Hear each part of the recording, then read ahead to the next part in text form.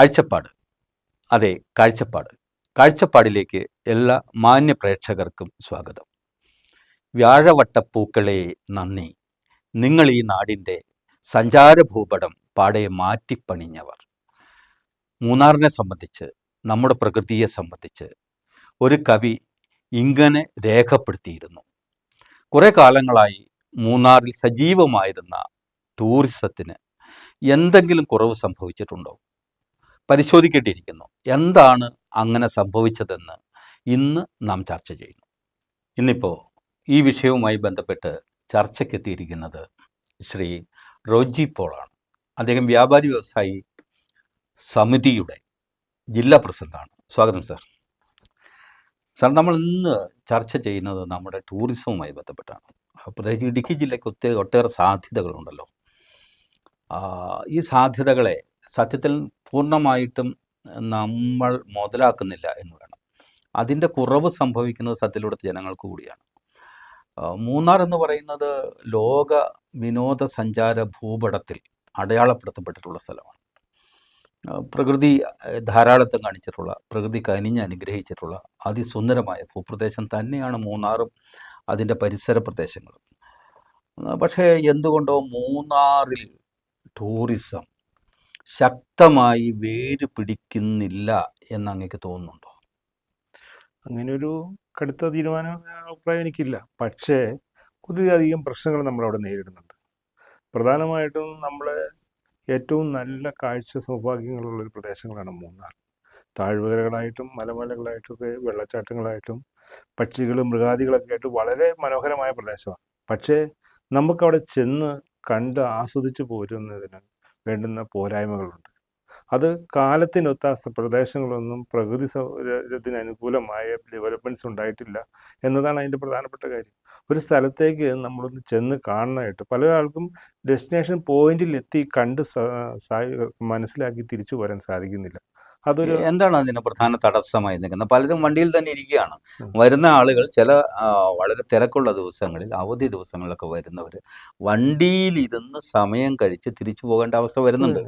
എന്താണ് ഇതിന് ഈ ടൂറിസ്റ്റുകൾ നിലത്തിറങ്ങി ഈ ഡെസ്റ്റിനേഷൻ പ്ലേസസ് സൂചിപ്പിച്ചല്ലോ, ഇതെല്ലാം കണ്ടു മടങ്ങുന്നതിന് വിഘാതമായി നിൽക്കുന്ന കാര്യങ്ങൾ എന്തൊക്കെയാണ്? നമുക്ക് തോന്നുന്നത് ആ പ്രദേശമായിട്ട് ബന്ധപ്പെട്ട് നമുക്ക് ഏറ്റവും കൂടുതൽ ശനി ഞായർ ദിവസങ്ങളിലാണ്.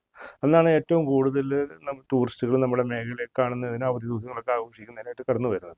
അങ്ങനെ കടന്നു വരുന്ന സമയങ്ങളിൽ നമ്മുടെ വാഹനങ്ങൾ കറക്റ്റ് ഡെസ്റ്റിനേഷനിൽ ഓടിയെത്താൻ ആവശ്യമായ റോഡുകളുടെ ഒരു ഡെവലപ്മെൻറ്റ്സ് ഭയങ്കര പ്രശ്നമാണ്. ആ പ്രദേശങ്ങളൊക്കെ വണ്ടി ഒരു വൺ വേ ഇട്ട് പോയി അങ്ങോട്ട് പോകാനും തിരിച്ചു വരാനും ഒക്കെ ഒരു ലൈൻ ഓഫ് ട്രാഫിക്, അതിൻ്റെ മോഡ് ഓഫ് ട്രാഫിക് കറക്റ്റ് അല്ലാത്തതാണ് അതിൻ്റെ ഒരു പ്രശ്നം എന്ന് എനിക്ക് തോന്നുന്നു. അല്ല, അങ്ങനെയെങ്കിൽ പലപ്പോഴും നമ്മൾ കാണാറുണ്ടല്ലോ, അങ്ങും കാണാറുണ്ട്, ഞാൻ കാണാറുണ്ട്, ഇവിടുത്തെ സാധാരണ ഈ വഴിക്ക് സഞ്ചരിക്കുന്ന ആളുകളൊക്കെ ഈ ട്രാഫിക് ജാമിൽ പെട്ടുപോകാറുണ്ട്. തീർച്ചയായിട്ടും ഉണ്ട്. നമ്മൾ വല്ലപ്പോഴൊക്കെ ഒന്ന് മൂന്നാറിനോ ദേവികുളത്തിനോ പോകാമെന്ന് വെച്ചാൽ ഇതുപോലുള്ള തിരക്കാർന്ന ദിവസങ്ങളാണെങ്കിൽ നമ്മൾ പെട്ടുപോവുക തന്നെ ചെയ്യും. സാധാരണക്കാരുടെ സമയത്തിന് വലിയ വിലയുണ്ടല്ലോ, അങ്ങേക്കറിയാം. ഇപ്പം സൂചിപ്പിച്ച ആ രീതി, അത് റോഡിൻ്റെ പ്രശ്നങ്ങളാണ് എങ്കിൽ, അതിന് റോഡിൻ്റെ പരിമിതിയാണ് എങ്കിൽ, ഇപ്പോൾ റോഡിൻ്റെ പണി നടക്കുന്നുണ്ട്, ഇല്ല നമ്മൾ പറയുന്നില്ല, വേഗത്തിൽ റോഡിൻ്റെ പണി തീരുമെന്ന് നമുക്ക് പ്രതീക്ഷിക്കാം. പക്ഷേ എന്നാൽ പോലും ഇത് ശക്തമായി നിയന്ത്രിക്കാൻ, ഈ ട്രാഫിക് സംവിധാനത്തെ നിയന്ത്രിക്കാൻ നമ്മുടെ പോലീസിനും മറ്റ് സംവിധാനങ്ങൾക്കും കഴിയില്ലേ? അത് കഴിയും. പക്ഷേ നമുക്ക് ആദ്യം മൂന്നാർ നമ്മുടെ ദേവികുളത്ത് നിന്ന് ലാക്കാട് കൂടി നമ്മൾ പൂപ്പാറയ്ക്ക് പോകുന്നൊരു വഴി, അതിൻ്റെ ഒരു വഴി വളരെ മോശമായിരുന്നു. കഴിഞ്ഞ മുൻ ഭരണ NPയുടെ ഒക്കെ ഭരണകാലത്ത് അതിന് നല്ല വിശാലമായിട്ട് സൗന്ദര്യ പോലെ തന്നെ അത് വിപുലീകരിച്ചെടുത്തു. അവിടെ ഒരു ട്രാഫിക് ബ്ലോക്കും നമ്മൾ കാണുന്നില്ല. നേരെ മറിച്ച് മാട്ടുപ്പെട്ടിക്ക് പോകുന്ന പ്രദേശം, അവിടെ ആ സൗകര്യങ്ങൾ, അങ്ങനെ ഒരു നല്ല സൗകര്യം ഉണ്ടാക്കാൻ നമുക്ക് ഇതുവരെ സാധിച്ചിട്ടില്ല. വിവിധങ്ങളായ പദ്ധതികളൊക്കെ വരുന്നുണ്ടെങ്കിലും അതവിടെ നടപ്പാക്കി വരുന്ന രീതിയിൽ അതൊരു ഗുണകരമായ രീതിയിലേക്ക് നടപ്പാക്കി വരുന്നില്ല. ആ റോഡിന് കിട്ടിയ അതേ ആനുകൂല്യങ്ങൾ ഈ റോഡിന് കിട്ടിക്കഴിഞ്ഞാൽ ഈ പ്രശ്നങ്ങൾ കുറച്ച് ഒഴിവാക്കി കിട്ടും എന്ന് അഭിപ്രായം എനിക്കുണ്ട്. അക്കാര്യം സംശയമല്ല. ഈ ദേവികുളം വഴിക്ക്, മൂന്നാറിൽ നിന്ന് ദേവികുളം വഴിക്ക് അയർച്ചിപ്പാറ വഴി അങ്ങ് പോകുന്ന വഴി സത്യത്തിൽ ആ ചിന്നക്കനാലിന് തിരിയുന്ന ആ ഭാഗം തൊട്ട് അങ്ങോട്ട് പോയാൽ പൂപ്പാറ, അതിപ്പോൾ എക്സ്റ്റെൻഡ് ചെയ്ത് നെടുങ്കണ്ടം വഴിക്കൊക്കെ പോവുകയാണ്. ആ റോഡ് എന്ന് പറയുന്നത് അതിൻ്റെ പണി അതിമനോഹരമാണ്, അതിൻ്റെ അലൈൻമെൻറ്റൊക്കെ അതിസുന്ദരമാണ്. ആ ആ റോഡ് കാണാൻ വേണ്ടി തന്നെ ആളുകൾ പോകുന്നുണ്ട്. അതാണ് ആ റോഡിന്റെ ഒരു അത് തന്നെ പ്രത്യേകത. അതിൽ സഞ്ചരിക്കാൻ അത് വേണ്ടി. ടൂറിസം ആ യാത്രയ്ക്ക് വേണ്ടിയിട്ട് ആൾക്കാർ അതെ. അത് ഉപയോഗിച്ചുകൊണ്ടിരിക്കുകയാണ് ഇപ്പോഴത്തെ ദിവസം. അരിക്കൊമ്പനെയൊക്കെ കൊണ്ടുപോയ അതെ വഴിയാണല്ലോ. എന്നാൽ അരിക്കൊമ്പനെ കൊണ്ടുപോകുമ്പോഴാണ് ഈ അത് വഴിയുടെ ഒരു വഴിയുടെ മഹാത്മ്യം ആളുകൾ അറിഞ്ഞത്. മഹാത്മ്യം ഒപ്പം മനോഹാരിതയും അത് തന്നെ. രണ്ടും ആളുകൾ തിരിച്ചറിയുന്നത്. കാരണം അത്ര സുന്ദരമായിട്ടാണ് അത് പണി കഴിച്ചിരിക്കുന്നത്. നല്ല വീതി. ആ രീതിയിലേക്ക് മാട്ടുപ്പെട്ടി റോഡ് ഒരിക്കലൊന്ന് പണിതതാണ്. ആ, വേണ്ടത്ര വീതി ഇല്ലെന്ന് മാത്രമേ ഉള്ളൂ. പക്ഷെ എന്നാൽ പോലും അത് ഇനിയും വീതി കൂട്ടി പണിയേണ്ടത് തന്നെയാണ്. അപ്പോൾ റോഡുകളിൽ ഇങ്ങനെ ട്രാഫിക് ജാം സംഭവിക്കുന്നു. അത് ഈ വിമാനത്തിനൊക്കെ പോകേണ്ട ആളുകൾ, ഫ്ലൈറ്റൊക്കെ ബുക്ക് ചെയ്തിരിക്കുന്ന ആളുകൾ, സമയത്ത് ട്രെയിൻ ബുക്ക് ചെയ്തിരിക്കുന്ന ആളുകൾ, അവർക്കൊക്കെ യഥാസമയത്ത് റെയിൽവേ സ്റ്റേഷനിൽ എത്തണം, യഥാസമയത്ത് എയർപോർട്ടിലെത്തണം. ഇതൊക്കെ കഴിയാതെ വരുന്നില്ലേ? പിന്നെ 100%. ഉം. അങ്ങനെ വരുമ്പോഴാണ് നമ്മുടെ ടൂറിസ്റ്റുകളുടെ എണ്ണം കുറഞ്ഞു പോകുന്നത്. മറ്റുള്ള സ്ഥലങ്ങളിൽ ഈ സൗകര്യങ്ങളൊക്കെ കടന്നു വരികയും അത് ഉപയോഗിച്ച് സന്തോഷപരമായിട്ട് അവർക്ക് തിരിച്ചു പോകാൻ സാധിക്കുന്നു എന്നൊരു സാഹചര്യത്തിലാണ് ചിലപ്പോൾ നമ്മുടെ മേഖലയിലേക്ക് ആളുകൾ കുറഞ്ഞു വരാൻ ഭാവിയിൽ സാധ്യതയുണ്ട്. വളരെ പ്രധാനപ്പെട്ട കാര്യമാണ് അങ്ങ് പറഞ്ഞത് ഇല്ലേ? ഇപ്പം ഞാനിപ്പോൾ സൂചിപ്പിച്ച ഒരു എയർ ലിഫ്റ്റിംഗ് ഒക്കെ സംവിധാനങ്ങളൊക്കെ ഉണ്ടെങ്കിൽ തീർച്ചയായിട്ടും ആളുകൾക്ക് നമുക്ക് പൈസ മുടക്കിയാലും പോകാൻ പറ്റും, പോകാൻ പറ്റും. എയർപോർട്ടിൽ എത്താൻ പറ്റും. അല്ല, ഒരു ടൂറിസ്റ്റിനെ സംബന്ധിച്ച് അവൻ ഇവിടെ വന്ന് പൈസ ചിലവഴിച്ച് സന്തോഷമായിട്ട് തിരിച്ചു പോകുക എന്നുള്ള അവരുടെ എയിമാണ്. ആ എയിം എങ്ങനെയൊക്കെ നമുക്ക് ഉപയോഗപ്പെടുത്താമെന്ന കാര്യത്തിൽ നമ്മുടെ ഭരണാധികാരികൾ നല്ല രീതിയിൽ ചിന്തിച്ചു വരേണ്ട ഒരു കാലഘട്ടത്തിലാണ് നമ്മൾ നിൽക്കുന്നത്. മറ്റുള്ള സ്ഥലങ്ങൾക്കുണ്ടാകുന്ന ഡെവലപ്മെൻറ്റ്സിന് ആനുപാതികമായ ഡെവലപ്മെൻറ്റ്സ് തന്നെ പ്രകൃതി സംരക്ഷിച്ചുകൊണ്ട് നമുക്കിവിടെ ഉണ്ടാവേണ്ടതാണ്. അതൊന്നും ഒരു തർക്കമില്ലാത്ത കാര്യങ്ങൾ. അതൊക്കെ ലാഗാകുന്നതാണ് നമ്മുടെ പ്രദേശത്തിൻ്റെ ഒരു പ്രത്യേകത. ടൂറിസം നമ്മുടെ വരുമാനത്തിന് പ്രധാന മാർഗങ്ങളിൽ ഒന്നാണെന്നും കേരളത്തിന് ടൂറിസം കൊണ്ട് ഇനി രക്ഷയുള്ളൂ എന്നൊക്കെ പറയുന്ന ഒരു കാലത്താണ് നമ്മൾ ജീവിക്കുന്നത്. പക്ഷേ എന്തുകൊണ്ടായിരിക്കും ഇതിലേക്ക് മുതൽ മുടക്കാൻ അല്ലെങ്കിൽ ഇതിലേക്ക് കൂടുതൽ ശ്രദ്ധിക്കാൻ കഴിയാതെ വരുന്നത്? ശ്രദ്ധ കുറവുകൊണ്ടല്ല, നമുക്ക് ടൂറിസത്തിന് നമ്മുടെ മേഖലയ്ക്ക് നമ്മൾ പല പദ്ധതികളും കാര്യങ്ങളൊക്കെ സർക്കാരുകൾ ചെയ്തു വരുന്നുണ്ടെങ്കിലും നമ്മുടെ ആളുകളിലേക്ക് ലാസ്റ്റ് വരുന്ന പ്രദേശങ്ങളിലേക്ക് വരുമ്പോൾ നമുക്ക് കുറേയധികം പ്രശ്നങ്ങളുണ്ട്. ആ പ്രശ്നങ്ങൾ വനം വകുപ്പിൻ്റേതാകാം, പ്രാദേശികമായ കാഴ്ചപ്പാടുകളുടെ കുറവുകളാവാം. അതിനെയൊക്കെ ഒന്ന് ഡൈവേർട്ട് ചെയ്ത് അതിനൊരു വീക്ഷണത്തോടുകൂടി, ദീർഘകാല വീക്ഷണത്തോടുകൂടി അതിനെയൊക്കെ ഒന്ന് കറക്റ്റ് ചെയ്ത് വർക്കൗട്ട് ചെയ്ത് പ്രോഗ്രാം തയ്യാറാക്കി മുന്നോട്ട് പോയാൽ അതിനൊക്കെ തീരുമാനം ഉണ്ടാവും. ആളുകൾക്ക് സുഖമായി യാത്ര ചെയ്ത് പോകാനുള്ള സംവിധാനം ഉണ്ടാവും എന്ന് എനിക്ക് തോന്നുന്നു. തീർച്ചയായിട്ടും അത് പരിഹരിക്കപ്പെടേണ്ടതാണ്. അത് പരിഹരിക്കപ്പെടേണ്ടതാണ്. വളരെ സത്യത്തിൽ വളരെ പ്ലാൻഡായി അത് ചെയ്യാൻ അതിന് കഴിയുന്നതാണ്. ലോങ് ടൈം പ്രോജക്റ്റുകൾ വേണം. അതിന് ഒരുപക്ഷെ നമ്മൾ കുറേ കൂടി നമ്മുടെ ഡിപ്പാർട്ട്മെൻറ്റുകൾ, ടൂറിസം ഡിപ്പാർട്ട്മെൻറ്റ് മറ്റ് ഡിപ്പാർട്ട്മെൻറ്റുകളുമായി പെട്ടെന്ന് സമന്വയിച്ച് അതിന് ഒരു കൺവെർജൻസ് അതിലുണ്ടാവണം. പല പല ഡിപ്പാർട്ട്മെൻറ്റുകളുടെ ഒരു കൺവെർജൻസ് ഉണ്ടായിക്കഴിഞ്ഞാൽ ഈ കാര്യത്തിൽ പരിഹാരമാവുമെന്ന് തന്നെയാണ് എൻ്റെ വിശ്വാസം. കാരണം ജനങ്ങളല്ലെങ്കിൽ അവരുടെ സമയം വെറുതെ വണ്ടിയിലിരുന്ന് പാഴാക്കാനാണെങ്കിൽ ഇവരെ കാണാൻ വരേണ്ട കാര്യമില്ലല്ലോ. ഇപ്പോൾ അങ്ങ് നോക്കുക, രാജമല സത്യത്തിൽ ദേശീയ ഉദ്യാനമാണ്. ഇരവികുളം നാഷണൽ പാർക്ക് എന്നാണ് അത് ഔദ്യോഗികമായി അറിയപ്പെടുന്നത്. അത് നോക്കൂ, വളരെ മനോഹരമായ സ്ഥലമാണ്. അവിടുത്തെ പ്രകൃതിയുടെ ഒരു സൗന്ദര്യം എന്ന് പറയുന്നത് മൂന്നാറിൻ്റെ ഇതര ഭാഗങ്ങളിൽ നിന്ന് വളരെ വ്യത്യസ്തമാണ്. അത് അവിടെ ചെന്ന് നിന്ന് ആസ്വദിച്ചെങ്കിൽ മാത്രമേ മനസ്സിലാവുള്ളൂ. അപ്പോൾ വരയാടുകൾ അപൂർവമായി, ലോകത്ത് തന്നെ അപൂർവമായി കാണപ്പെടുന്ന, അത് ധാരാളമായി കാണപ്പെടുന്ന ഒരു പ്രദേശം കൂടിയാണ്. അങ്ങോട്ട് വനം വകുപ്പിൻ്റെ പ്രത്യേക വണ്ടിക്കാണ് ആളുകളെ കൊണ്ടുപോകുന്നത്. നമുക്കറിയാം, അതേ സാധ്യമാവും. അതാണ് ശരി. വനം വകുപ്പിന് നല്ല വരുമാനം, ആ പ്രദേശത്ത് അതിൻ്റെതായ മോഡ് ഓഫ് കൺട്രോളുണ്ട്, നല്ല വരുമാനമുണ്ട്. അവർക്ക് നല്ല വരുമാനം ഉണ്ടാക്കാനൊന്നും സംശയമൊന്നുമില്ല. എടമലക്കുടി പോലുള്ള പ്രദേശത്തേക്ക് പോകുന്ന ആളുകളെ മാത്രമാണ് ആ ഭാഗത്തൂടെ അല്ലാതെ വേറെ. അപ്പം അങ്ങനെ അവിടെ പോലും ചില ദിവസങ്ങളിൽ രാവിലെ തുടങ്ങുന്ന ക്യൂ, മറ്റിപ്പോൾ ഉടുമൽപേട്ടയ്ക്ക് പോകുന്ന വാഹനങ്ങളൊക്കെ, മറിയൂര്, കാന്തല്ലൂര്, കോവിൽക്കടവ് പോകുന്ന വാഹനങ്ങളൊക്കെ അവിടെ ജാമാവുകയാണ്. അപ്പോൾ അങ്ങനെ നിന്നിട്ട് ഈ ഉടുമൽപേട്ടയ്ക്ക് പോകുന്ന ആളുകൾ പോലും അരമണിക്കൂർ, 3/4 മണിക്കൂർ, 1 മണിക്കൂറൊക്കെ അവിടെ ലേറ്റ് ആവുന്ന പ്രശ്നങ്ങൾ വരുന്നുണ്ട്. എല്ലാവരുടെയും സമയത്തിന് വിലയുണ്ടല്ലോ സാർ. ഒന്ന് ആലോചിച്ച് നോക്കൂ. എല്ലാവർക്കും ഓരോ ജോലിക്ക് പോകേണ്ടവരുണ്ട് അല്ലേ? അതുപോലെ തന്നെ ആശുപത്രിയിൽ പോകുന്നവരുണ്ട്, മരണപ്പെട്ട ആളുകളെ കാണാൻ പോകുന്നവരുണ്ട്. ഇങ്ങനെയൊക്കെ ആളുകളുടെ ഒരു ജീവിത പ്രാരാബ്ധങ്ങൾക്കിടയിലാണ് ഈ സമയനഷ്ടം ഉണ്ടാകുന്നത്. വിനോദസഞ്ചാരം ഒരു ഭാഗത്ത് നിൽക്കട്ടെ, അവർക്കും വലിയ സമയനഷ്ടമാണ്. ഈ സാധാരണ സഞ്ചാരികൾക്കും അത് ബുദ്ധിമുട്ടായിട്ട് വരുന്നുണ്ട്. ഈ പബ്ലിക് റോഡ്സിൽ ഈ ടൂറിസവുമായിട്ട് ബന്ധപ്പെട്ട് ഇത്രയും സൗകര്യങ്ങളൊക്കെ അവർ ഫോറസ്റ്റ് ഡിപ്പാർട്ട്മെൻറ്റ് അവിടെ ചെയ്തിട്ടുണ്ട്. അതിനൊപ്പം തന്നെ ഈ പബ്ലിക് റോഡിൽ വെയിറ്റ് ചെയ്യിക്കുന്ന സംവിധാനങ്ങൾ മാറ്റി അതും കൂടെ പാർക്കിംഗ് സൗകര്യത്തിലേക്ക് മാറ്റി നിജപ്പെടുത്തണം എന്ന നല്ലൊരു അഭിപ്രായമാണത്. അങ്ങനെ ഒന്ന് ചെയ്താൽ ഈ പബ്ലിക് റോഡിന് നമുക്ക് ആർക്കും ലൈവായിട്ട് ഉപയോഗിക്കത്തക്ക രീതിയിൽ ഒരു ക്രമീകരണം അവിടെ ഉണ്ടാവേണ്ടത് തന്നെയാണ്. അത് ഏറ്റവും കൂടുതൽ നമുക്ക് അനുഭവപ്പെടുന്ന ഒന്ന് ഈ രാജമലയ്ക്ക് പോകുന്ന സ്ഥലത്താണ്. ഇല്ല, അങ്ങേക്ക് തോന്നിയിട്ടില്ല? ഈ രാജമലയ്ക്ക് പോകുന്ന സ്ഥലത്ത് ഒരു 150 വണ്ടി വണ്ടി എപ്പോഴും ഇങ്ങനെ കാണാം. അത് ചെറിയ വാഹനങ്ങളൊന്നുമല്ല, വലിയ വാഹനം. വലിയ വാഹനങ്ങളാണ് ഇത്തിരി പോകുന്ന റോഡിൽ അത് ഓൺലൈൻ ഒതുക്കിയിടാൻ ബുക്കിംഗ് ശ്രമിക്കുന്നത്. എടുത്ത് വരുന്ന ആളുകളുണ്ട് അവിടെ. ഉം. അതല്ലാതെ നേരിട്ട് അവിടെ വന്ന് ടിക്കറ്റ് എടുക്കുന്ന ആളുകളുണ്ട്. പക്ഷേ ഈ വരുന്ന ആളുകളെല്ലാം അവിടെ അക്കോമഡേറ്റ് ചെയ്ത് പാർക്ക് ചെയ്യാനുള്ള സൗകര്യം ഫോറസ്റ്റ് ഡിപ്പാർട്ട്മെന്റ് തന്നെ അവിടെ കണ്ടെത്തി ഉണ്ടാക്കിയ പൊതുജനത്തിന് വളരെ ഗുണകരമായിരിക്കും. അതുപോലെ തന്നെ നമുക്ക് ഈ പള്ളിവാസൽ തൊട്ട് മൂന്നാർ വരെയുള്ള പ്രദേശം ഒന്ന് നോക്കൂ. ആ പ്രദേശത്തേക്ക് നോക്കുമ്പോഴും പലപ്പോഴും വല്ലാതെ ട്രാഫിക് ജാം അനുഭവപ്പെടുന്നുണ്ട്. അതൊക്കെ ഒന്ന് പോലീസിനെ ഉപയോഗിച്ച് ശക്തം ഇല്ലെന്ന് ഞാൻ പറയുന്നില്ല. പോലീസിന് ഇപ്പോൾ 2-ാം മൈൽ തൊട്ട് പോലീസിൻ്റെ സാന്നിധ്യമുണ്ട്, ഇല്ലെന്ന് ഞാൻ പക്ഷേ ചില സമയങ്ങളിൽ ആകെ അങ്ങോട്ട് കടന്നു പോകാൻ കഴിയാത്ത, കാൽനടക്കാർക്ക് പോലും അല്ലെങ്കിൽ ബൈക്ക് യാത്രക്കാർക്കൊക്കെ കടന്നു പോകാൻ കഴിയാത്ത രീതിയിൽ ഈ വണ്ടി ഓടിക്കുന്നതിൽ റോഡ് മര്യാദ പാലിക്കാത്തതും ഒരു പ്രശ്നം തന്നെയല്ലേ? പ്രധാനപ്പെട്ട കാര്യങ്ങളിലൊന്നാണ് റോഡ് മര്യാദ പാലിക്കുക എന്നുള്ളത്. രണ്ട്, നമുക്ക് ഈ 2-ാം മൈൽ മുതൽ മുകളിലേക്ക് വരുന്ന പ്രദേശങ്ങളിൽ NH-ൻ്റെ പരിധിയായിട്ട് ബന്ധപ്പെട്ട് നമുക്ക് ഈ ട്രാഫിക് ലൈൻ ഉണ്ടാക്കാൻ സാധിക്കും. പോലീസിൻ്റെ ചെറിയ സഹകരണം അവരുടെ ശ്രദ്ധയും ഉണ്ടാവുകയാണെങ്കിൽ നമുക്ക് അവിടുത്തെ കുറേയധികം പ്രശ്നങ്ങൾ തീർക്കാൻ 2-ാം മൈൽ തൊട്ട് മേലോട്ട് പറയുന്നത് പ്രത്യേകമാണ്, അങ്ങേക്ക് മനസ്സിലാവുമല്ലോ. കാരണം NH-ൻ്റെ വഴിയുണ്ട്, ഇരുട്ടുകാനത്ത് നമുക്ക് മറ്റൊരു ഡീവിയേഷനിലൂടെ ആനച്ചാൽ വഴിയുണ്ട്. പ്രധാനമായിട്ടും അവിടെ നമ്മുടെ സൈഡുകളിൽ വണ്ടി പാർക്ക് ചെയ്ത് അവിടെയും പാർക്കിങ്ങിൻ്റെയാണ് പ്രശ്നം. പാർക്ക് ചെയ്യുന്ന വണ്ടികളെല്ലാം റോഡ് സൈഡിൽ തന്നെ കിടക്കുകയാണ്. റണ്ണിങ് അങ്ങോട്ടും ഇങ്ങോട്ടും വരുന്ന വണ്ടികൾ നമുക്ക് കടന്നു പോകാൻ ബുദ്ധിമുട്ടുള്ള രീതിയിലൊക്കെ ചില സമയങ്ങളിലൂടെ പാർക്കിംഗ് ഉണ്ടാവാറുണ്ട്. വളരെ പാടുപെട്ട് മര്യാദയ്ക്ക് ക്യൂ പാലിച്ച് തന്നെ കടന്നു പോകുമ്പോൾ ചില ആളുകൾ ചില ഡ്രൈവർമാർക്ക് ഇതൊന്നും ബാധകമല്ലല്ലോ.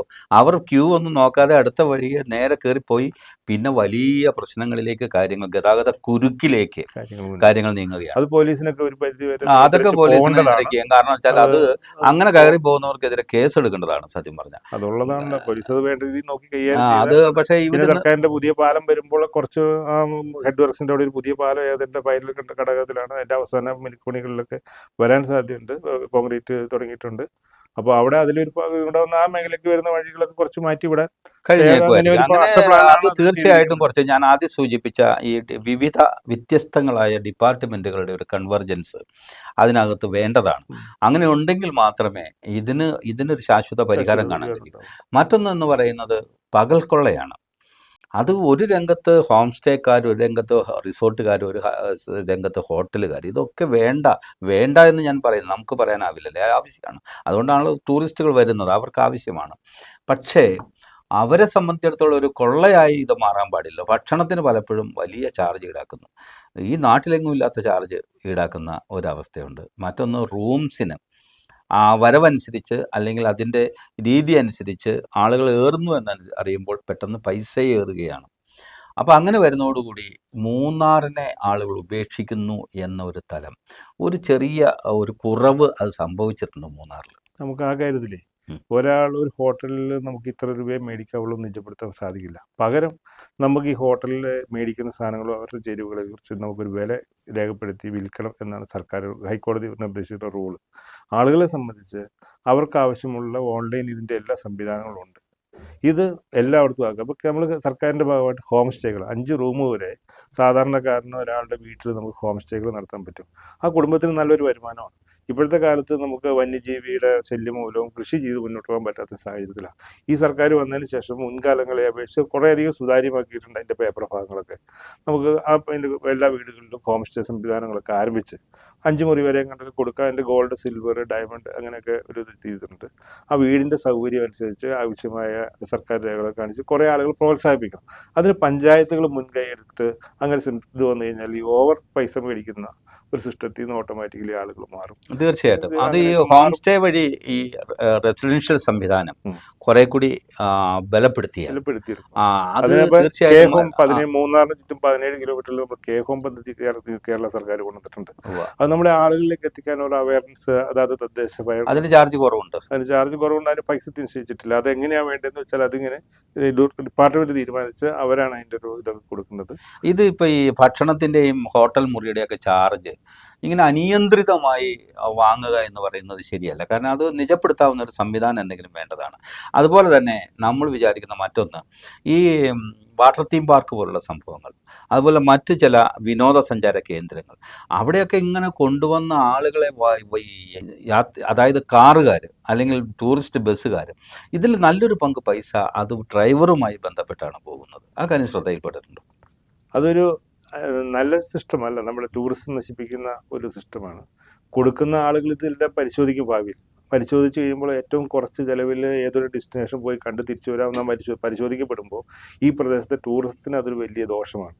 അവർ ആ പൈസയും കൊണ്ട് പോയി ഇതിലും നല്ല സ്ഥലങ്ങൾ പോയി കണ്ട് തിരിച്ചു വരുമ്പോൾ അവർക്ക് ഇതിൻ്റെ പകുതി പൈസ ആവുന്നുണ്ടെങ്കിൽ നമ്മൾ മൂന്നാറിനെ അവർ ഉപേക്ഷിക്കും.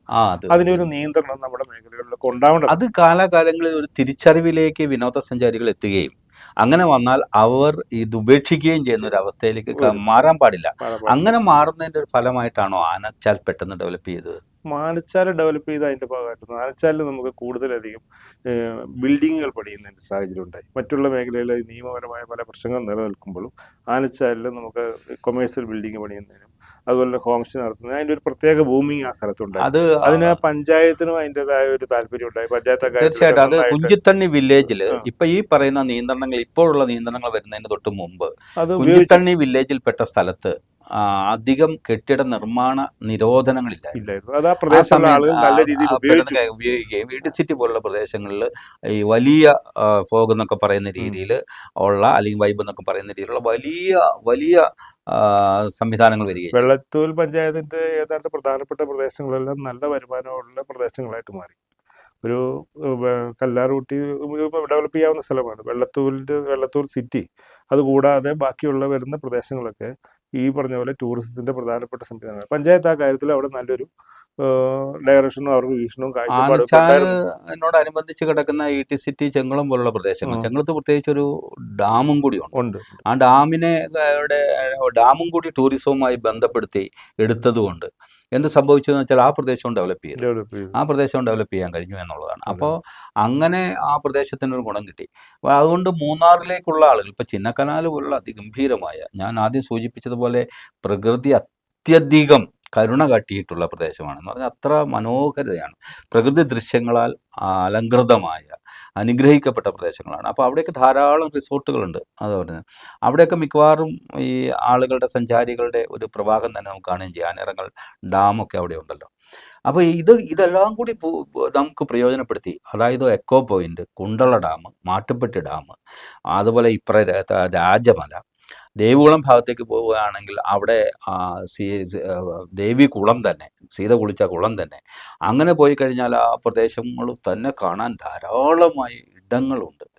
ഇതെല്ലാം വളരെ ശക്തമായി ഒന്ന് സംയോജിപ്പിച്ച് ടൂറിസ്റ്റുകൾക്ക് ഗുണപ്രദമാവുന്ന രീതിയിൽ ചെയ്യേണ്ടതാരാണ്? അത് ഗവൺമെൻറ്റും ജില്ലാ പഞ്ചായത്തും ഗ്രാമപഞ്ചായത്തും എല്ലാം കൂടി സംയുക്തമായിട്ട് ചെയ്യേണ്ട കാര്യങ്ങളാണ്. ഇപ്പം മാങ്കുളം തന്നെ നമ്മുടെ മേഖലയിൽ ഇപ്പം തന്നെ ഈ പല സ്ഥലങ്ങളും, മാങ്കുളം നേരത്തെ ഡെസ്റ്റിനേഷൻ അല്ലായിരുന്നു.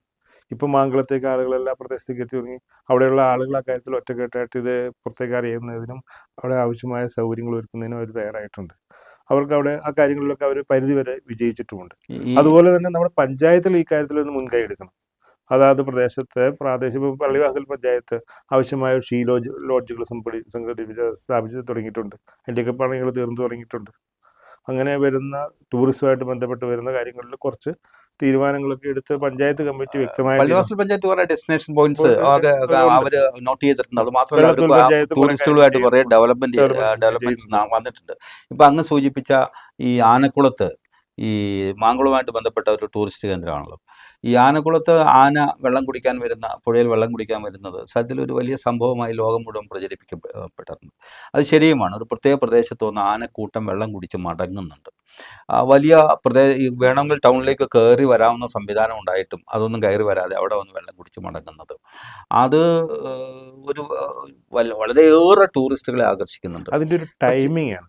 മാങ്കുളത്തേക്ക് രാവിലെ ഒരാൾ പോയി കഴിഞ്ഞാൽ നമുക്ക് അത്യാവശ്യം ബാക്കിയുള്ള ആക്ടിവിറ്റീസൊക്കെ ചെറിയ തോതിൽ ചെയ്ത് അവിടുത്തെ സൗന്ദര്യങ്ങളൊക്കെ ആസ്വദിച്ച് വെള്ളച്ചാട്ടങ്ങളൊക്കെ കണ്ട് വൈകുന്നേരം ആനേനെയും കണ്ട് തിരിച്ചു പോകുന്ന രീതിയിലൊരു പ്ലാൻ തയ്യാറാക്കാൻ അവിടുത്തെ ആളുകൾ തയ്യാറായിട്ടുണ്ട്. ആ പ്ലാനിലാണ് നമ്മുടെ ടൂറിസ്റ്റുകൾ അങ്ങനെ ആകർഷിച്ച് മുന്നോട്ട് പോകുന്നത്. ഇപ്പോൾ ഡാമിന്റെ പണി വരുന്നുണ്ട്. ആ ഡാമിന്റെ പണിയും കൂടി പൂർത്തിയായി കഴിയുമ്പോൾ അതും കൂടി ടൂറിസത്തിന്റെ ഭാഗമായി മാറും. പെരുമകുത്ത് ഞാൻ സൂചിപ്പിച്ചു വരുന്നത്. അപ്പോൾ കുറത്തിയൊക്കെ ആയിട്ട് ബന്ധപ്പെടുത്തി ടൂറിസം ഡെവലപ്പ് ചെയ്യാവുന്നതാണ്. പക്ഷെ ഇതിനൊക്കെ തടസ്സമായി നിൽക്കുന്ന വനം വകുപ്പാണ്. വനം വകുപ്പ് നമ്മുടെ പ്രദേശത്ത് ഏറ്റവും കൂടുതൽ സൗന്ദര്യമുള്ള സ്ഥലങ്ങളും ഏറ്റവും നല്ല കാഴ്ചകളുള്ള സ്ഥലമെല്ലാം വനം വകുപ്പിൻ്റെ കയ്യിലേക്കാണ്.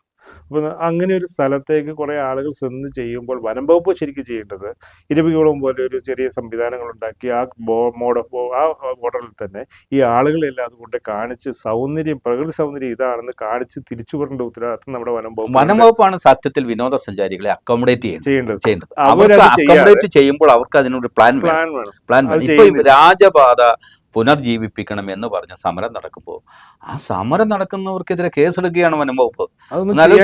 ചെയ്യാൻ പാടില്ലാത്ത പണ്ടുണ്ടായിരുന്ന ഒരു വനപാതയാണ്. ആ വനപാതയിലൂടെ ആളുകൾ സഞ്ചരിച്ചു എന്ന് വിചാരിച്ച് ഒന്നും നഷ്ടപ്പെടാനില്ല. ലോകത്ത് എത്രയോ വനപാതകളുണ്ട്. വനത്തിനുള്ളിലൂടെ ട്രെയിൻ പാഞ്ഞു പോകുന്നുണ്ട്, റോഡ് പോകുന്നുണ്ട്. ലോകത്ത് എവിടെയൊക്കെ കാണാൻ നമുക്ക് ചെന്നാൽ. അപ്പൊ ഇത് വനത്തിലെ സ്വൈര്യജീവിതം മറ്റു മൃഗങ്ങളുടെ സ്വൈര്യജീവിതത്തെ ഹനിക്കാതെ ഇത് കൊണ്ടുപോകേണ്ടതല്ലേ? വനത്തിന് സ്വൈര്യജീവിതത്തെ നശിപ്പിക്കാതെ ജീവികളുടെ സ്വൈര്യജീവിതത്തെ നശിപ്പിക്കാതെ കൊണ്ടുപോകുക മാത്രമല്ല, ഇതെന്താണെന്ന് പബ്ലിക്കിനെ അറിയിക്കേണ്ട കൂടി ഉത്തരവാദിത്വം അതിനുള്ളൊരു മാർഗം കൂടിയാണ്. ഇത് വനസംരക്ഷണം എന്താ പറഞ്ഞ പേരിൽ കുറെ കാര്യങ്ങൾ എന്തെങ്കിലുമൊക്കെ ചെയ്തു വെച്ചൊരു ഗേറ്റ് സ്ഥാപിക്കുക എന്നുള്ളതിലുപരി വനം വകുപ്പ് വനത്തിനകത്ത് ഒന്നും ചെയ്യുന്നില്ല എന്ന് തന്നെ നമുക്ക് പറയേണ്ടി വരും. തീർച്ചയായിട്ടും വനത്തിലേക്ക് ആളുകളെ ക്ഷണിക്കുകയാണ് വേണ്ടത്, അല്ലാതെ വനത്തിലേക്ക് ആളുകളെ നിരോധിക്കുകയല്ല, റെസ്ട്രിക്റ്റ് ചെയ്യുകയല്ല വേണ്ടത്.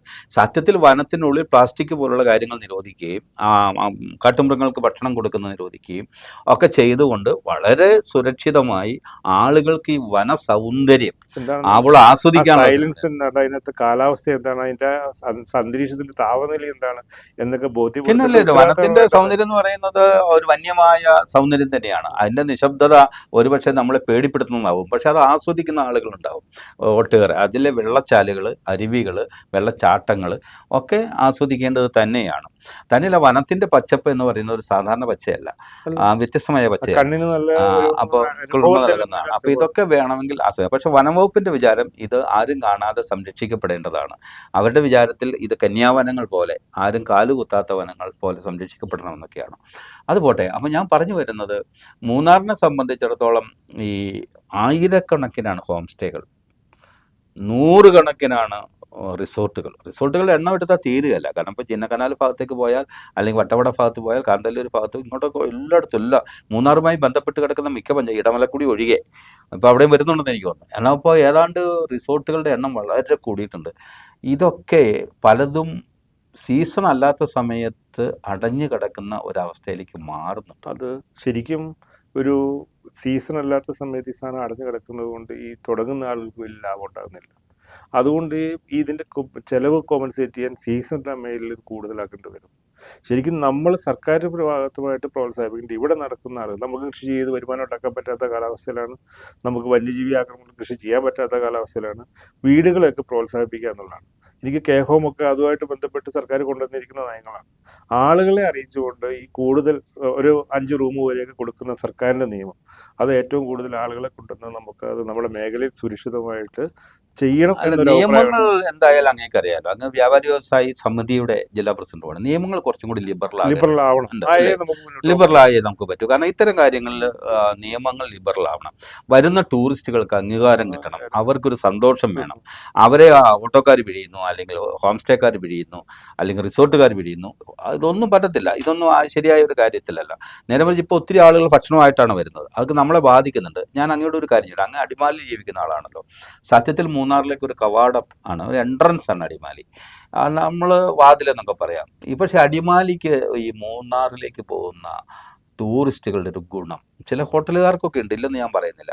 വല്ലാതെ വേറെ ഉണ്ടോ? നമുക്ക് അക്കാര്യത്തിലേ നമ്മുടെ ഈ പ്രാവശ്യം പഞ്ചായത്ത് കുറേ ആലോചിച്ച് കാര്യങ്ങൾ ചെയ്തിട്ടുണ്ട്. ഗ്ലാസ് ബ്രിഡ്ജ് നമ്മുടെ ചാറ്റുപാറ വാളറ വെള്ളച്ചാട്ടത്തിൻ്റെ ഭാഗത്ത് ആലോചിച്ചിട്ടുണ്ട്. അതുപോലെ തന്നെ നമ്മുടെ ഡാമിൻ്റെ 14-10 മൈലിലെ KICB പണിതിരിക്കുന്ന തൊട്ടിയാർ ജലപതിയായിട്ട് ബന്ധപ്പെട്ട് വരുന്ന വലിയൊരു വെള്ളക്കെട്ട് വന്നിട്ടുണ്ട്. അവിടെ കുറേ പ്രോജക്റ്റുകളൊക്കെ ചെയ്ത് കുറേ ടൂറിസ്റ്റ് സംവിധാനങ്ങളൊക്കെ ആയി വരുന്നുണ്ട്. പക്ഷേ പഞ്ചായത്ത് ഈ കാര്യത്തിൽ മുൻകൈ എടുക്കണം. വെള്ളത്തൂൽ പഞ്ചായത്ത് മുൻകൈ എടുത്ത പോലെ, പള്ളിവാസൽ പഞ്ചായത്ത് മുൻകൈ എടുക്കുന്ന പോലെ, അതുപോലെ ഓരോ സ്ഥലങ്ങളിലും നമുക്ക് 28 കുടികളാണുള്ളത്. മറ്റുള്ള സ്ഥലങ്ങളിലെ അപേക്ഷിച്ച് പള്ളിവാസൽ പഞ്ചായത്തിൽ കുടികൾ കുറവാണ്. 28 ട്രൈബൽ മേഖലയാണ് നമുക്കുള്ളത്. ഈ ട്രൈബലിൻ്റെ സംസ്കാരങ്ങളൊക്കെ അറിയിക്കത്തക്ക രീതിയിൽ ഒരു ഡെസ്റ്റിനേഷൻ പോകുന്നു. ഇവരൊക്കെ വന്ന് നമ്മുടെ ഈ പറഞ്ഞ സ്ഥലങ്ങളിൽ കൂടി മാത്രമല്ല, ഹോട്ടലുകൾ മാത്രമല്ല, നമ്മുടെ ആഗോളമായ നമ്മുടെ അടിമാലി പഞ്ചായത്തിൻ്റെ എല്ലാ മേഖലകളോട് കയറി ഇറങ്ങി പോകുന്ന ഒരു സംവിധാനം നമ്മുടെ പഞ്ചായത്ത് സൃഷ്ടിക്കണം. അതിനാവശ്യമായ മുൻകരുതലെടുക്കണം. അനൗൺസ്മെന്റ് കൊടുക്കണം, അതിന് സാഹചര്യങ്ങളുണ്ട് ഒരുക്കണം. വെള്ളത്തോൾ പഞ്ചായത്തിൽ ഒത്തിരി എടുത്തു എന്ന് അങ്ങ് പറഞ്ഞാൽ പോലും അങ്ങനെ നമുക്ക് കാണാനില്ല. ചെയ്തതെല്ലാം റിസോർട്ടുകൾക്ക് സാങ്ഷൻ കൊടുക്കുകയാണ് അതെ ചെയ്തത്. അതെ. റിസോർട്ടുകൾ കെട്ടിടങ്ങൾ ഒക്കെ അതിലുപരി ധാരാളമായി അല്ല, ചെയ്തിട്ടുണ്ട്. പക്ഷേ അവർക്ക് ആളുകളെ ആകർഷിക്കാൻ ഇപ്പോൾ ഒരു വ- സിസ്റ്റം വ- ധാരാളമായി ചെയ്യാവുന്നതാണ്, ഇനിയും അതെ. ചെയ്യാവുന്നതാണ്, അല്ല, അതിനുള്ള നമുക്ക് അവസരമുണ്ട്. പക്ഷെ പ്രകൃതി ഞാൻ അടിമാലിൽ ഒത്തിരി അവസരമുണ്ട്. അടിമാലി പ്രകൃതിക്ക് അനുയോജ്യമായി തന്നെ നമ്മുടെ കൾച്ചറിലും നമ്മുടെ സംസ്കാരം 28 കുടികളുണ്ട് നമുക്ക്. ഈ 28 കുടികളിലെ ആളുകൾ കയറിക്കൊണ്ട് പോയാൽ നമുക്ക് ട്രൈബൽ മേഖലയിലെ ഗതാഗത വഴികളെല്ലാം ഒരുവിധം നല്ല വഴികൾ തന്നെയാണ്, നല്ല രീതിയിൽ തന്നെ മെയിൻറ്റെയിൻ ചെയ്തു പോകുന്നുണ്ട്. അതിലേക്ക് ആളുകൾ കയറ്റി ഇറക്കി അവരുടെ സാമൂഹിക ഭക്ഷണം ഉൾപ്പെടെയുള്ള കാര്യങ്ങൾ ചെയ്തു പോരാവുന്നേ ഉള്ളൂ. അതിന് നമുക്ക് ഉത്തരവാദിത്ത ടൂറിസം മിഷൻ എന്ന് പറഞ്ഞൊരു മിഷൻ തന്നെയുണ്ട്. ആ മിഷനേക്ക് ഉൾപ്പെടുത്തി ഉപയോഗിക്കാൻ നമുക്ക് സാധിക്കണം. അതുപോലെ തന്നെ നമ്മുടെ ഇപ്പൊ നമ്മുടെ ഈ ഇവിടെ തന്നെ ചീയപ്പാറ കൂമ്പംപാറ കുടി അല്ല, പെട്ടി മുകളിൽ നല്ല കാഴ്ചയുള്ള സ്ഥലമല്ലേ. തീർച്ചയായിട്ടും ആ കാര്യത്തിൽ ഞാൻ പറഞ്ഞ പോരുന്ന വഴിക്ക് ഇപ്പോൾ ചീയപ്പാറയിൽ ആളുകൾ ധാരാളമായി കൂടുകയും കാണുകയും ചീയപ്പാറയുടെ സൗന്ദര്യം ആസ്വദിക്കുകയൊക്കെ ചെയ്യുന്നുണ്ട്. ഈ എവിടെയോ സ്വർഗ്ഗലോകത്ത് നിന്ന് പൊട്ടി വീഴുന്നത് പോലെയാണ് ആളുകൾക്ക് അത് അനുഭവപ്പെടുന്നത്. കാര്യം നമുക്കറിയാം, ഇവിടെയുള്ളവർക്കറിയാം വെള്ളം ഇതിൽ ഒഴുകി വരുന്നു ചാടുന്നെന്ന്. പക്ഷെ താഴെ നിൽക്കുമ്പോൾ ഇതിങ്ങനെ അദൃശ്യമായ ഒരു ലോകത്ത് നിന്ന്, ഒരു അഭൗമ അന്തരീക്ഷത്തിൽ നിന്ന് വളരെ സ്വർഗീയ സുന്ദരമായി ഇങ്ങനെ താളാത്മകമായി വീഴുന്ന ജലകണികകളാണ് നമ്മൾ കാണുന്നത്. അതിസുന്ദരമായ കാഴ്ചയാണ്, ഇല്ലായികയില്ല. പക്ഷേ അവിടെ പോലും നമുക്ക് വേണമെങ്കിൽ കുറച്ച് ലൈറ്റിൻ്റെ സംവിധാനം കൊടുത്ത് രാത്രി ആളുകളെയൊക്കെ ആകർഷിക്കാവുന്ന സംവിധാനമുണ്ട്. പിന്നെ ഞാൻ പറഞ്ഞല്ലോ, ഇപ്പം നമ്മുടെ ഇവിടുന്ന് ഈ മലയുടെ മുകളിൽ നിന്ന് നമ്മുടെ കൊരങ്ങാട്ടി ഈ ആ അരുവി സത്യത്തിൽ അതൊരു തോടാണ്. അതിനെ മഴക്കാലത്തെങ്കിലും സമൃദ്ധമാക്കി സുന്ദരമാക്കിയൊക്കെ ചെയ്യാൻ കഴിയും. അതിലേക്കൊന്നും നമ്മൾ ശ്രദ്ധിക്കുന്നില്ല. അങ്ങനെ ശ്രദ്ധിക്കുകയാണെങ്കിൽ അടിമാലി ടൂറിസ്റ്റുകൾ തന്നെ അല്ല, അതിലും നല്ല ഏറ്റവും നല്ലത് നമ്മുടെ അടിമാലി ടൗണിലെ സെൻട്രലിൽ നിന്ന് മുകളിലേക്ക് കൂടുമ്പോൾ ഏറ്റവും മനോഹരമായ ഒരു വെള്ളച്ചാട്ടമുണ്ട്. അതാണ് ഞാൻ പറഞ്ഞത്. ആ വെള്ളച്ചാട്ടത്തിന് നമുക്ക് പുതിയൊരു പദ്ധതി പഞ്ചായത്ത് കൊണ്ടുവന്നിട്ടെന്ന് തോന്നുന്നു. പക്ഷെ അത് ഒന്നും നേരെ ഇംപ്ലിമെന്റ് ചെയ്തു വന്നിട്ടില്ല. അവിടെ ഒരു ആൾക്കാർക്ക് വന്ന് നിന്ന് കാണാനും എടുക്കാനും അവിടുന്ന് നമ്മുടെ അടിമാലി ടൗണിലേക്ക് കാണുന്ന മനോഹരമായ കാഴ്ചകളൊന്നും തിരിക്കാൻ നമുക്ക് സാധിച്ചിട്ടില്ല. അത് ഒരു പഞ്ചായത്തിന് ചെയ്യാൻ കഴിയുന്ന അത്ര അല്ല, എളുപ്പമല്ല. അല്ല. കാരണം വലിയ അതിന് ബൃഹത്തായ പ്രോജക്റ്റാണ്. എല്ലാവരും എല്ലാ ബൃഹത്തായ പ്രോജക്റ്റ്. സംവിധാനങ്ങളിലുള്ള ആ. എല്ലാ ആളുകളും കൂട്ടായി എന്നുവെച്ചാൽ മാത്രമാണ് ഈ കാര്യങ്ങളൊക്കെ. ഇത് ചെറിയ പ്രോജക്റ്റ് അല്ല, ഇതൊരു വലിയ ടൂറിസം എന്ന് പറഞ്ഞാൽ നമ്മുടെയുള്ള ചെറിയ ആളുകൾ കാണുന്നതല്ല, രാജ്യത്തിന് ലോകത്തുള്ള ആളുകളെല്ലാം കടന്നു പിന്നല്ലേ വരുന്ന വേൾഡ് മേഖലയാണ്. ബാങ്കിന്റെ സഹായം തന്നെ കൂടി തന്നെയോ ദേശീയ ടൗൺ ഗവൺമെന്റ് പ്ലാനിങ് സഹായത്തോടു കൂടി. കാര്യത്തിൽ ഉണ്ടാവണം. അതിന് പ്രധാന MP ഇടപെട്ട് കേന്ദ്ര സർക്കാരിന്റെ ഫണ്ടുകൾ കൊണ്ടുവരാൻ സാധിക്കണം. ഈ ശരിക്കും നമുക്ക് സമയം അവസാനിക്കുന്നുകൊണ്ടാണ്, ശരിക്കും ഒരു ജനങ്ങളുടെ ഭാഗത്ത് നിന്ന് ജനകീയമായ ഒരു ആവശ്യം സത്യത്തിൽ ഉണ്ടാകുന്നില്ലല്ലോ ഇതിനൊന്നും. ജനങ്ങളുടെ ഭാഗത്തു നിന്ന് ആവശ്യങ്ങൾ ഉണ്ടാവാത്ത കൊണ്ടൊന്നുമല്ല, പല വേദികളിലും പലരും ഈ കാര്യങ്ങളൊക്കെ ആവശ്യപ്പെട്ടു പോരുന്നുണ്ട്. പക്ഷേ ഇത് ഇംപ്ലിമെന്റ് ചെയ്തു വരുന്ന സമയത്ത് നിരവധിയായ പ്രശ്നങ്ങൾ നമ്മൾ നേരിടുന്നുണ്ട്. നമ്മുടെ പ്രധാനമായിട്ടും വനം വകുപ്പിന് നമ്മൾ NH വഴിയായിട്ട് ബന്ധപ്പെട്ട് നമ്മുടെ വനത്തിനകത്ത് നമ്മൾ എന്തെല്ലാം സമരങ്ങൾ ഉണ്ടാക്കിയിട്ടുണ്ട്. പ്രാദേശിക ഭരണകർത്താക്കളുടെ ഒരു ഇച്ഛാശക്തി പലപ്പോഴും ഒരു തടസ്സം തന്നെയാണെന്ന് എനിക്ക് തോന്നുന്നു. പ്രാദേശിക ഭരണകൂടങ്ങളുടെ ഇച്ഛാശക്തി എന്ന് പറയുന്നതിലുപരി ഇതിലൊക്കെ മുകളിൽ നമ്മൾ ഡെവലപ്മെന്റിനെ തടയുന്നതിന് വേണ്ടിയിട്ട് ഒരു മിഷനായിട്ട് ഈ വനം വകുപ്പ് നിൽക്കുകയല്ലേ. വനം വകുപ്പ് നമ്മൾ ആദ്യമേ പറഞ്ഞു കഴിഞ്ഞു, അവർ നമ്മുടെ എല്ലാവിധ വികസനങ്ങൾക്കും തടസ്സം നിൽക്കുന്ന ഒരു സംവിധാനമായി മാറിക്കൊണ്ടിരിക്കുകയാണ്. അതിന് നമ്മൾ പലവട്ടം ചർച്ച അതിലൂടെ ചെയ്തിട്ടുണ്ട്, അതുണ്ട്. പക്ഷേ നമുക്ക് അടിമാലി, മൂന്നാറിൻ്റെ ആനച്ചാലിൻ്റെ ഒക്കെ ഈ വിനോദസഞ്ചാര സൗകര്യങ്ങൾ അടിമാലിക്കുമുണ്ട്. പക്ഷെ അടിമാലിയിൽ തീർച്ചയായിട്ടും അതുമായി ബന്ധപ്പെട്ട് നമുക്ക് ഈ ടൂറിസ്റ്റുകളുടെ ഒരു കുറച്ച് സാന്നിധ്യം അടിമാലിക്കും കൂടി വേണ്ടതാണ്. എൻ്റെ സമയം കഴിഞ്ഞിട്ടുണ്ട്. 100%. അത് നമുക്ക് നമ്മുടെ മേഖലയിൽ ഇപ്പം ആദ്യം പറഞ്ഞ പോലെ ഹോട്ടലുകളിൽ 1-2 ഹോട്ടലുകളിൽ നിന്ന് വേറെ ഒരു വ്യാപാര മേഖലയ്ക്ക് ഇതിൻ്റെ ഒരു ഗുണം ലഭിക്കുന്നില്ല. അവർക്ക് ആ ഗുണം കിട്ടുന്നത് നമുക്ക് സന്തോഷമുണ്ട്. പക്ഷേ ബാക്കി ആളുകൾക്കും കൂടെ കടന്നിറങ്ങി നമ്മുടെ മേഖലയിൽ ആകെ ഒന്ന് കറങ്ങി ആളുകൾ വിവിധങ്ങളായ കാര്യങ്ങൾ അനുഭവിച്ച് ആസ്വദിച്ച് എക്സ്പെൻസ് ചെയ്ത് പോകുന്നതിനുള്ള സാഹചര്യം, അതിന് വേണ്ടുന്ന മേൽനോട്ടം വിവിധ ഭരണത്തിലിരിക്കുന്ന MLA, MP, പഞ്ചായത്ത് മെമ്പർ വരെ ഒരു സാധാരണക്കാരൻ വരെ ഇടപെട്ടുണ്ടാവണമെന്നൊരു അഭിപ്രായം ഞങ്ങൾക്കുള്ള കാര്യത്തിൽ. മൂന്നാറിൽ ഇപ്പോൾ പുഷ്പമേള പോലുള്ള ടൂറിസ്റ്റുകളെ ആകർഷിക്കുന്നതിനാണ് പുഷ്പമേള പോലുള്ള പരിപാടികൾ ആവിഷ്കരിക്കുന്നത്. പുഷ്പമേളയെ ഒത്തിരി സഞ്ചാരികൾ ആകർഷിച്ചെത്താറുണ്ട്. പുഷ്പമേള മൂന്നാറിൽ അത് നന്നായി നടക്കാറുണ്ട്, വളരെ ഭംഗിയാണ്. മൂന്നാറിൽ പണ്ട് കുട്ടികളെയൊക്കെ പങ്കെടുപ്പിച്ചുകൊണ്ടുള്ള വലിയ മത്സരങ്ങളൊക്കെ നടന്നിരുന്നു, അതൊക്കെ ഇപ്പോൾ കുറഞ്ഞിട്ടുണ്ട്. അടിമാലിയിൽ കുറേ നാളുകളായി നിന്ന് കിടന്ന ഫെസ്റ്റ് പുനർജീവിക്കുന്നതായി കണ്ടു. ഇപ്പോൾ കഴിഞ്ഞ ദിവസങ്ങളിലാണ് അത് ആരംഭിച്ചിട്ടുള്ളത്. അത് ഏതാണ്ട് 8-10 ദിവസം നീണ്ടു നിൽക്കുന്ന ഒരു ഫെസ്റ്റ് പരിപാടിയാണ്. അടിമാലിയുടെ ഫെസ്റ്റിവൽ എന്ന് നമുക്കതിനെ വിളിക്കാമല്ലോ, ഉത്സവം എന്ന്. അത് പക്ഷേ ഇത്തവണ പഞ്ചായത്താണ് ഏറ്റെടുത്തത്. കഴിഞ്ഞ തവണ നമുക്ക് അതിന് അറ്റാഡ്സ് എന്ന് പറയുന്നൊരു സൊസൈറ്റിയൊക്കെ ഉണ്ടായിരുന്നു. ആ സൊസൈറ്റിയുടെ നേതൃത്വത്തിലായിരുന്നു വിപുലമായൊരു ജനകീയ കമ്മിറ്റി. ഈ തവണ പഞ്ചായത്താണ് ഏറ്റെടുത്ത് നടപ്പാക്കുന്നത്. അത് എങ്ങനെയാണ് ടൂറിസത്തെ അടിമാലിയിൽ നിലനിർത്താൻ സഹായിക്കും? പഞ്ചായത്ത് ഏറ്റെടുത്ത ഈ ഫെസ്റ്റിവൽ, വർഷങ്ങളായിട്ട് നിന്നിരുന്ന ഒരു ഫെസ്റ്റിവൽ പഞ്ചായത്ത് ഏറ്റെടുത്തതിനെ നമ്മൾ സ്വാഗതം ചെയ്യുകയാണ്. അത് നമുക്ക് ഈ ഫെസ്റ്റിവലായിട്ടൊക്കെ ബന്ധപ്പെട്ട് ടൂറിസത്തിന് വലിയ കാര്യമായിട്ട് സാധനം ചെയ്യാൻ സാധിക്കില്ല. വരുന്ന സമയങ്ങളിൽ അന്ന് ഫംഗ്ഷൻ പരിപാടികളൊക്കെ നടക്കുന്ന സമയങ്ങളിൽ ഒന്ന് കയറി ഇറങ്ങി പോവുക എന്നുള്ളത് കഴിഞ്ഞാൽ അതിനുള്ള പ്രചരണം കൊടുക്കാനുള്ള സമയം ഈ പഞ്ചായത്തിന് കിട്ടിയിട്ടില്ല. കാരണം കഴിഞ്ഞ അടുത്ത ദിവസങ്ങളിലാണ് നമ്മൾ ഈ ഫെസ്റ്റിവൽ നടത്തണമെന്ന് അവർ തീരുമാനിച്ചത്. അതിന് ആവശ്യമായ ഒരു പ്രചരണം കൊടുക്കാനൊന്നും പഞ്ചായത്തിന് സാധിച്ചിട്ടില്ല. അത് കുറച്ച് അടുത്ത വർഷം എന്ന് പറഞ്ഞാൽ നിന്ന് പോയിരിക്കുന്ന ഒരു ആഘോഷം പെട്ടെന്ന് തുടങ്ങുമ്പോൾ അതിൻ്റെതായ ഒരു പോരായ്മകളുണ്ടല്ലോ, നമ്മൾ അതിനെ അങ്ങനെ കണ്ടാൽ മതി. പക്ഷേ വരും കാലങ്ങളിൽ ഇതിന് ലോങ് ടൈമായിട്ട് കണ്ട് ഫെസ്റ്റിൻ്റെ ഒരു സമയം മുൻകാലങ്ങളിൽ എന്ന് പറഞ്ഞാൽ ഇന്ന് വരുന്ന ടൂറിസ്റ്റ് അവൻ ഒരു മാസം മുമ്പെങ്കിലും അവരുടെ പ്രോഗ്രാമുകൾ അറേഞ്ച് ചെയ്തിട്ടുണ്ടാവും. ആ പ്രോഗ്രാമുകൾ അറേഞ്ച് സമയത്ത് ഇവിടെ ഇങ്ങനെ ഒരു പ്രോഗ്രാമുണ്ട്, ഇന്ന പ്രോഗ്രാം ഉണ്ടെന്ന് അറിയത്തക്ക രീതിയിൽ ഒരു ഇൻഫർമേഷൻ നമ്മുടെ വേണ്ടപ്പെട്ട സർക്കിളിൽ എത്തിച്ച് അവർക്ക് ഇവിടെ സ്റ്റേ ചെയ്യാൻ പറ്റുന്ന രീതിയിൽ അത് അറേഞ്ച് ചെയ്ത് പോയാൽ മാത്രമാണ് ശരിക്കും ഒരു അങ്ങ് പറഞ്ഞ വളരെ പ്രധാനപ്പെട്ട ഒരു പോയിന്റ്. 15-20 വർഷങ്ങൾക്ക് മുമ്പ് അടിമാലിയിൽ ഫെസ്റ്റ് നടക്കുമ്പോൾ ഇതുപോലെ ടൂറിസ്റ്റുകളുടെ ഒരു പ്രവാഹം ഇല്ലായിരുന്നു.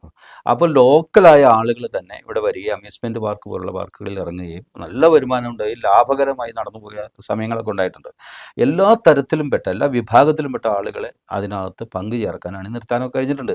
നിസ്സാരമായ കാര്യമല്ല. എല്ലാ തരത്തിലുള്ള മത്സരങ്ങൾ, ആ നാടക മത്സരങ്ങൾ തൊട്ട് എല്ലാ കലാസാഹിത്യ മേഖലയൊക്കെ ഉണ്ടായിരുന്നു. ഈ തവണ എങ്ങനെ വരുമെന്ന് നമുക്ക് അറിഞ്ഞുകൂടാ. എല്ലാം ഇതൊരു ടെസ്റ്റ് ഡോസ് എന്ന നിലയിലാണ് ഇപ്പോൾ കാണുന്നത്. മഴ ചിലപ്പോൾ അല്പം തടസ്സം സൃഷ്ടിക്കുന്നുണ്ട്. എങ്കിൽ പോലും അങ്ങ് പറഞ്ഞ പ്രധാനപ്പെട്ട ഒരു പ്രചണ്ഡമായ ഒരു പ്രചരണം ഇതിനാവശ്യമായിരുന്നു. ഏതാണ്ട് ഒരു മാസം മുമ്പ് തന്നെ എല്ലാ മേഖലകളും അടിമാലി ഫെസ്റ്റ് വരുന്നു എന്ന് മിക്കവാറും ഈ അകലങ്ങളിലുള്ള ഈ വിനോദസഞ്ചാര താല്പര്യമുള്ള ആളുകളിൽ എത്തേണ്ടതായിരുന്നു. അങ്ങനെ ആയിരുന്നെങ്കിൽ അവർ മൂന്നാറും കാണുമായിരുന്നു, അടിമാലിയും കാണുമായിരുന്നു. അടിമാലിയിൽ ഇറങ്ങുകയും അവർ അതിൽ പങ്കുകൊണ്ട് പോവുകയും അവർക്കതൊരു വലിയ വലിയ മനസ്സിന് കുളിർമ നൽകുന്ന അനുഭവമായി മാറുമായിരുന്നു. പക്ഷെ അതിന് സാധിച്ചില്ല. അത് നമ്മുടെ ഈ സമയം താമസിച്ച് ആലോചിച്ച് വന്നതിൻ്റെ പ്രശ്നങ്ങളുണ്ടാവും. പിന്നെ കാലാവസ്ഥ ഇതുണ്ട്. നമ്മൾ ഡിസംബറിൽ പഞ്ചായത്ത് നടത്താൻ തീരുമാനിച്ചായിരുന്നു. അന്നേരം നമുക്ക് സ്കൂള് ലഭ്യമാകുന്നതിൻ്റെ സ്കൂൾ പരീക്ഷയായിട്ട് ബന്ധപ്പെട്ട പ്രശ്നങ്ങളുണ്ട്. പിന്നെ ഇതിനൊക്കെ ഒരു ഈ സ്കൂളൊന്നും കാണാതെ തന്നെ ഒരു പൊതുവേദി ഉണ്ടാക്കി നമ്മൾ അടിമാലിക്ക് മാറ്റേണ്ടതാണ്. എന്തിനും നമ്മൾ സ്കൂളിനെ ആശ്രയിക്കാതെ, സ്കൂൾ നല്ലതാണ്, അതിൻ്റെ ഉപയോഗങ്ങൾക്ക് ഉപയോഗിക്കേണ്ടതാണ്. പക്ഷേ നമുക്ക് പൊതു കാര്യങ്ങൾക്ക് നടത്തേണ്ട ഒരു പൊതുവേദി, നല്ലൊരു വലിയൊരു വേദി അടിമാലിക്ക് ആവശ്യമാണ്. അത് നമുക്ക് ഇപ്പോൾ പൊതുവേ അടിമാലിക്ക് ആകപ്പാടുള്ളത് സ്കൂളാണ്. എല്ലാവരും സ്കൂളിലേക്കാണ് ഓടിച്ചെല്ലുന്നത് ഒരു പരിപാടിയുമായി ബന്ധപ്പെട്ട്. പക്ഷേ പണ്ട് ഉണ്ടായിരുന്ന സ്കൂളിൻ്റെ ഇൻഫ്രായൊക്കെ മാറിയിട്ടുണ്ട്. അതൊക്കെ മാറിയിട്ട് കുറെ കൂടി വളരെ സൗകര്യപ്രദമായ സംവിധാനങ്ങളൊക്കെ സ്കൂളൊക്കെ നല്ല നിലയിലായിട്ടുണ്ട്. അപ്പോൾ അതൊക്കെ നടത്താൻ പറ്റുന്ന സംവിധാനങ്ങളുണ്ട്. അപ്പോൾ ഈ ഫെസ്റ്റ് വരും കാലങ്ങളിൽ നടത്തുകയാണെങ്കിൽ അത് കുറെ കൂടി മുൻകൂട്ടി ഒരു പ്ലാൻ സ്ഥലത്ത് ചെയ്ത് തന്നെ കേന്ദ്രീകരിക്കാതെ, അടിമാലി എന്ന് പറയുന്നത് ആ ഒരു പ്രദേശം മാത്രമല്ല, കുറച്ചാളുകൾ താഴെ കേന്ദ്രീകരിച്ച്, കുറച്ചാൾ കിഴക്ക് സൈഡ് പഞ്ചായത്തിന്റെ ഭാഗത്ത് കേന്ദ്രീകരിച്ച് പല സ്ഥലങ്ങളിലായിട്ട് നടത്തിയാലാണ് ഈ വരുന്ന ആളുകൾ അടിമാലി ടൗൺ ആകെ ഉപയോഗിക്കുക. തീർച്ചയായിട്ടും. അപ്പോൾ അത് ആ രീതിയിലൊരു പ്ലാനിങ് ഉണ്ടാകും. ട്രക്കിംഗ് സംവിധാനങ്ങൾ അത് ഈ മഴയില്ലാത്ത സമയം നോക്കി ഒക്കെ ഒരു ഏപ്രിൽ മാസത്തിലൊക്കെ പ്ലാൻ ചെയ്ത് ഒക്കെ ചെയ്യുകയാണെങ്കിൽ കാര്യങ്ങൾ കുറെ കൂടി. കാര്യം ഇപ്പോൾ ചൂട് ഒതുങ്ങിയിട്ടുണ്ട്, പക്ഷേ അതുകൊണ്ട് പ്രയോജനമില്ല. അതുകൊണ്ട് കാര്യമില്ല. കാരണം ഇതുകൊണ്ടൊക്കെയാണ്. അപ്പോൾ വളരെ സന്തോഷമുണ്ട്. സമയത്തിൻ്റെ പരിമിതി മൂലമാണ് നമ്മൾ ഈ അടിമാലിയുമായി ബന്ധപ്പെട്ട് മൂന്നാറുമായി ബന്ധപ്പെട്ടൊക്കെ ടൂറിസം സാധ്യതകളാണ് നമ്മൾ ചർച്ച ചെയ്തത്. അങ്ങ് വ്യാപാരി സമിതിയുടെ ആളെന്ന നിലയിൽ ദീർഘവീക്ഷണത്തോടെ സംസാരിച്ചു.